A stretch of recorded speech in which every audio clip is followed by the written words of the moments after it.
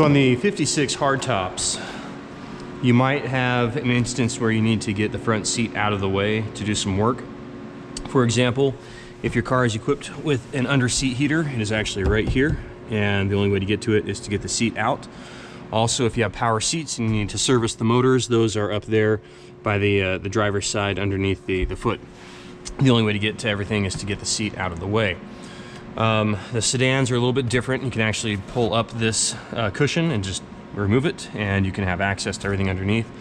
On the hardtops, that is not so. So everything needs to come off and the entire seat assembly needs to come out.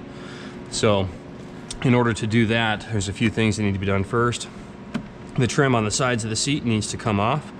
Both sides, relatively simple. You have a couple of screws up here in the front and looks like just one in the back. Unscrew those and then lift it up and out. There is a little clip right here that is holding it on, so it needs to come up and over that clip.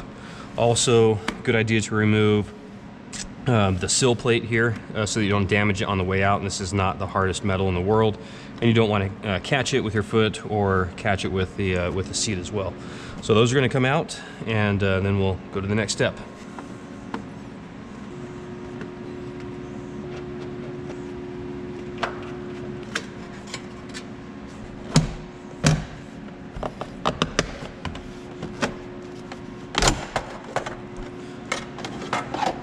Two on the front, one on the back.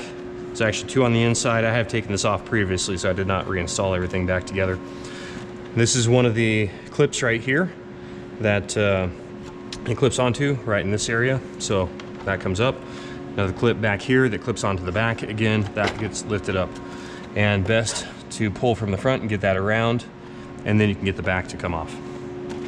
Driver's side is much the same. The only difference is if you have power seats, you're going to have this switch right here, and that's pretty straightforward. Just go ahead and take off the bezel, and you unplug the switch from it and just let the wires hang. Also in the front is going to be this little plate that goes over all the motor mechanisms. Just a bunch of screws. Take that off, put that off to the side.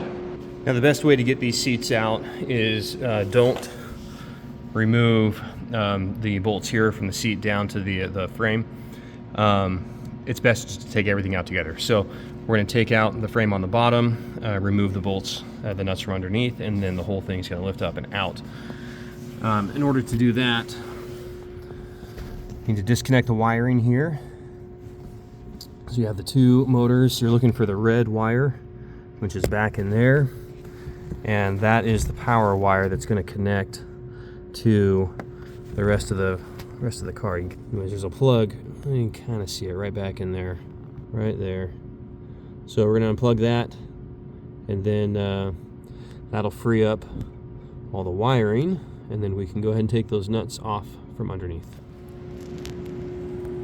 Alright, so now we're going to look under the car, and we've got two bolts in the front that hold in the front of the seat, and then moving back you got two right here. So we're going to go ahead and undo those. This is the passenger side, and these are just 1/2 inch. Mine have been off before, so they should come off pretty easy. Now on the driver's side, it's going to be the same thing. You got the two bolts here in the back, two bolts here in the front, but there is one other one underneath the frame rail, right up in between the torsion bar and exhaust. You'll see it right there, that bolt. I've already undone it, but that needs to come out. So on the 56s, there are 9 bolts on the seat instead of 8 on the 51 through 54. All right, with all the bolts removed, the seat is now going to start feeling loose. You can see it moving around quite a bit. You can't just lift it straight up. Right behind the seat here is a footrest underneath. It's a metal piece that's welded to the floor. And part of the motor frame assembly right here goes underneath the footrest. So we need to kind of tilt it up, start getting the bolts out from the floor, and then the whole seat needs to kind of move to the front so that it can release from underneath that footrest.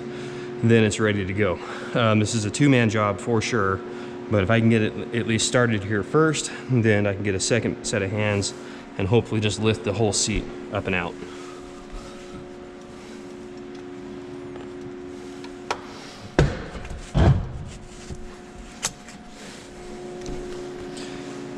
Also, does help to take these things off so you don't damage them.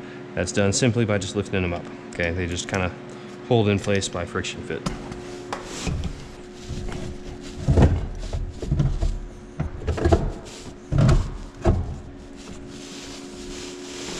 There we go. So, got it out now. You can see the footrest right down here, and I've moved it forward and out of my way. So now we are ready for a second set of hands, and let's get this whole seat up and out.